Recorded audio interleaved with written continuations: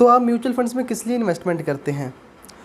आप wealth create करने के लिए करते होंगे या रिटर्न्स कमाने के लिए करते होंगे, शॉर्ट टर्म में, लॉन्ग टर्म में, जैसे भी।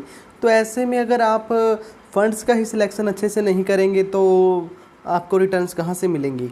तो ऐसे में आप या तो खुद से रिसर्च कर सकते हैं और या फिर अपने फाइनेंशियल एडवाइज़र से सलाह ले सकते हैं, और या फिर हम जैसे यूट्यूबर्स की आप हेल्प ले सकते हैं।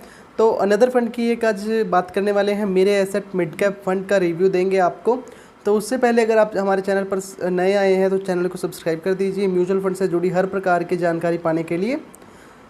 तो चलिए शुरू करते हैं। तो फंड जो लॉन्च हुआ था 29 जुलाई 2019 को फंड लॉन्च हुआ था। तो काफ़ी पुराना फंड नहीं है, अभी 1 साल भी नहीं हुआ। फंड मैनेजर जी हैं जो अंकित जैन जी। मिनिमम इन्वेस्टमेंट है जो 5,000 रुपये, मिनिमम SIP 1,000 रुपये। तो इन्वेस्टमेंट किसी किसी के लिए पूरी नहीं हो पाती 5,000 रुपये। आई नो कि हर कोई पीपल इन्वेस्ट नहीं कर पाता 5,000 इन लमसम अमाउंट। तो एग्जिट लोड है जो 1% लगेगा आपको अगर आप 1 साल के अंदर अंदर अपना पैसा इसमें से निकलवाते हैं। बेंचमार्क है जो Nifty mid cap 100 index TRI। Investment predominantly in mid cap companies. तो जो इस फंड में अगर आप निवेश करेंगे तो ये फंड है जो मिड कैप कंपनीज़ के स्टॉक्स में ही इन्वेस्टमेंट करेंगे, जो कि 101 से लेकर 250 के बीच में जो भी कंपनीज होती हैं। Investment predominantly in mid cap companies. तो मिड कैप फंड्स है, फंड स्टॉक्स में इन्वेस्ट भी मिड कैप कंपनीज़ के स्टॉक्स में ही होगी। तो 101 से जो 250 के बीच में कंपनीज आती हैं मार्केट कैपिटलाइजेशन के हिसाब से, मिड कैप कंपनीज है जो, तो उन कंपनीज़ के स्टॉक्स में फ़ंड इन्वेस्टमेंट करेंगे। स्कीम टाइप ओपन एंडेड है। तो टैक्स की बात कर लेते हैं कि अगर आप अपना पैसा निकालते हैं और आपके रिटर्न्स पर कितना टैक्स लगता है। Returns are taxed at 15% if redeemed before 1 year.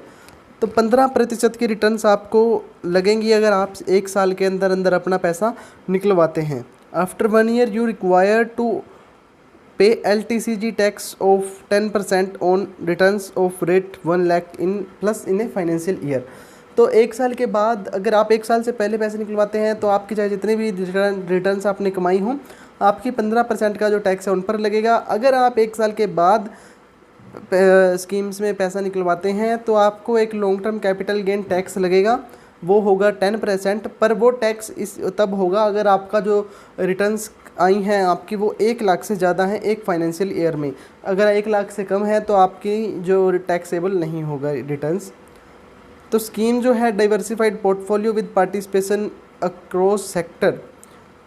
तो स्कीम है जो अलग अलग हर एक प्रकार के सेक्टर में इन्वेस्टमेंट करती हैं। पोर्टफोलियो के बारे में बात करेंगे आपके साथ आगे टॉप होल्डिंग्स में। तो एक्सपेंस रेशियो है जो 0.76%।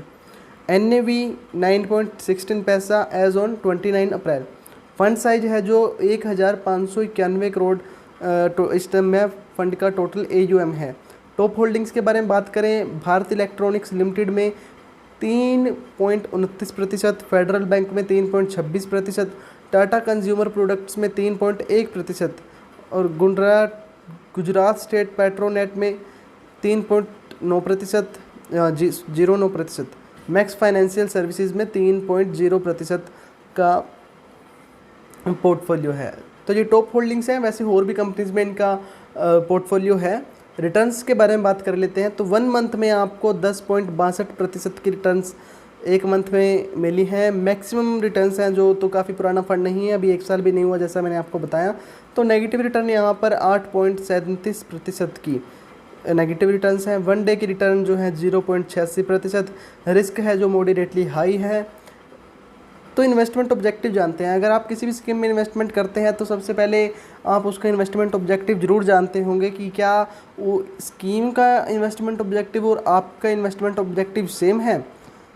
The investment objective of the scheme is to provide long term capital appreciation from a portfolio investing in Indian equity and equity related securities of mid cap companies.